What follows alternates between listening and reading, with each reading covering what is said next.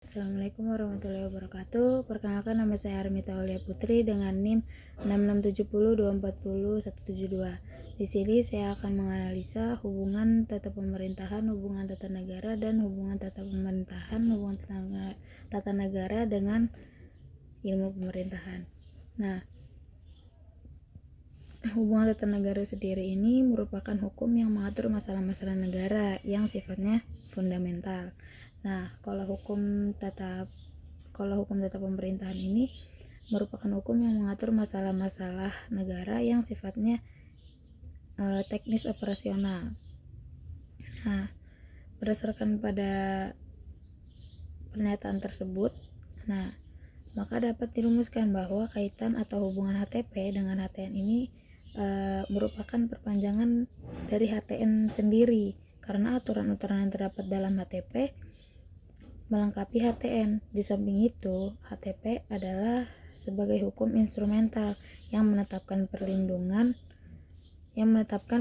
hukum terhadap keputusan-keputusan penguasa. Dan jika HTN itu merupakan hukum mengenai kewenangan, maka HTP juga merupakan peraturan hukum mengenai hubungan istimewa.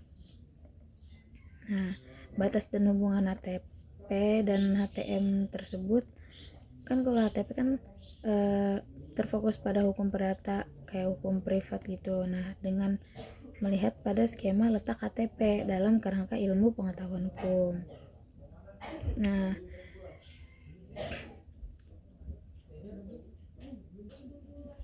lanjut, di sini menganalisa hukum publik dan hukum privat yang berhubungan dengan hukum tata pemerintahan.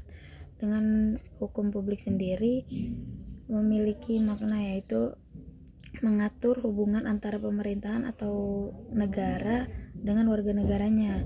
Hukum publik ini mencakup pemerintahan, peraturan-peraturan yang menjadi dasar negara untuk mengatur bagaimana cara negara melakukan kinerjanya atau melaksanakan tugasnya. Nah, hukum privat sendiri memiliki ciri-ciri yang membedakan signifikan dari hukum publik. Nah, kalau hukum privat ini berfokus pada kepentingan khusus atau perdata. Dia tuh mengatur hubungan antara individu, kelompok, atau entitas tertentu. Nah, hubungannya dengan hukum publik, hukum privat, dan hukum tata pemerintahan ini kan, kalau hukum publik itu terfokus untuk mengurus kepentingan umum ke warga negaranya kan. Nah, kalau hukum privat itu lebih fokus hubungan antara individu. Nah, hukum tata pemerintahan itu sendiri bagian dari hukum publik. Oke, di sini ada contoh aturan hukum tata pemerintahan dalam kehidupan sehari-hari. Nah, itu aturan kependudukan.